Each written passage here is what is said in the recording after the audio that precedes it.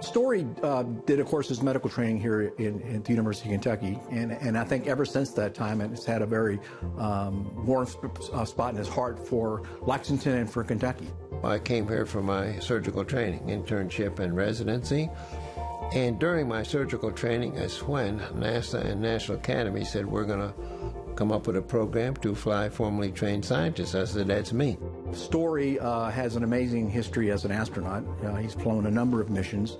Of course, he was perhaps most known for preparing the Hubble telescope.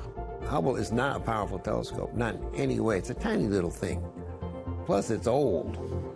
My goodness, all the components are 30 years old now.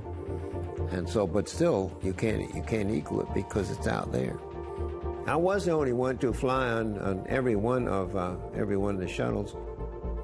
That never occurred to anyone that anyone would have done that, or no one's counting, except they found 10 fingernails embedded in every instrument panel. They did the DNA on it, and they found it's him. So that's... Certainly putting yourself in space on a rocket is a unique situation, experience for anybody. I've also heard that maybe it's, he does calculations in his one because he's got this amazing mathematics background. He's got a very calculating mind. It's a statistics of the risk, and so I don't call it fear. So I objectify fear. I got the numbers. I got the sense of statistics, and so my fear is a little different. It's a statistical fear. What is shuttle? You say, when I'm sitting there waiting to go, that's more risk than I'd like. I'm not a risk taker.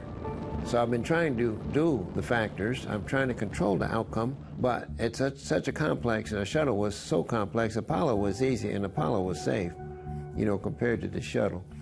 So that is going on, that's going on in your head, the amount of risk you're about to take. If you've done your homework, then the mission itself you're going to pull off. You've rehearsed it enough, you've identified the factors, and you've had a chance to rehearse it enough to be able to pull it off. You're going to run into a few surprises, hopefully not too many. And of course, mission control, it's their mission, not yours. I was in mission control for 25 missions. Maybe that's more important contribution than my own 6 flights. Story is just one of these people that has, I think, a very clear sense of his mission and what he wants to do. And I think all his stories that I've heard of him, really are about this kind of his dedication, his being courageous, and just wanting to reach out and do as much as he possibly can. It's the art of how smooth you can do the athletic event, and it's an athletic event. But of course, it is 0G. You're floating inside your suit. I trained with athletes to get the job done. Me and the tool's going to get the job done. It's how smooth you can pull it off with mission control. I know how to have them looking over my shoulder and looking after me. I think you've got to have kind of an amazing amount of curiosity because you want to be able to discover things, and I think that's one of the driving things with Story is he has this amazing curiosity about everything. You were evolved here for 4 billion years, and you were not evolved to be, continuously in the free fall environment. So a lot of funny stuff really happens, and I explore all of those possibilities. I'm the only one that sleeps in free fall. If it's dark, you don't even know where the spacecraft is around you, because you can't get a perfect drop, and so there's a little bit of motion. But with every single joint in the totally neutral position, because it's just resting, you lose track. So you lose track of your limbs, your legs and your arms, and it's totally getting lost. And for me, this is a delicious thing to do.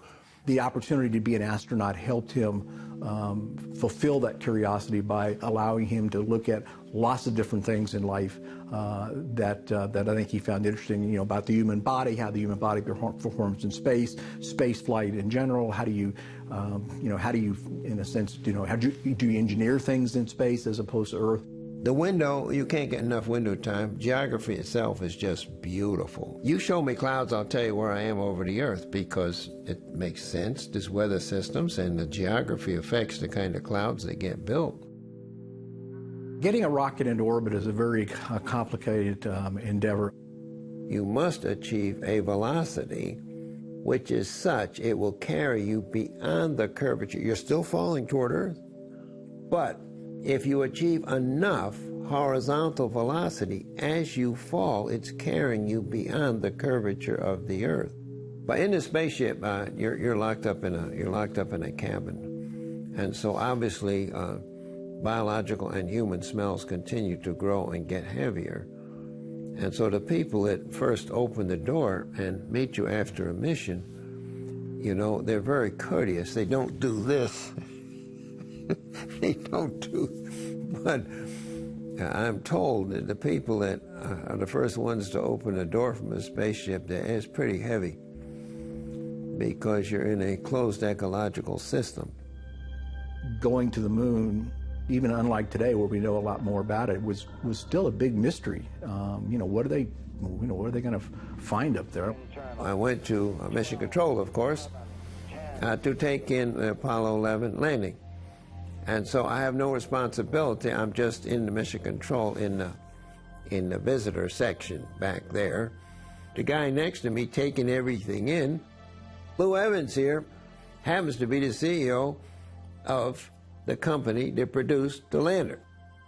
I said, sir, let's go out in the parking lot. Come on, me, go out in the parking lot. And he's looking at me like, well, all the action's here in Mission Control, you know. They're getting ready to go out the door in a few hours. Come on, come on. And then he's looking at me like, well, I'll just see what this man wants to go out in the parking lot. So we go out in the parking lot, and he looks up, and he says, Story. Yes, sir. There's the moon. Story, do you know there's people on that thing we're looking at? I said, yes, sir, we can get back in now. And then I said, yes, sir, let's go back.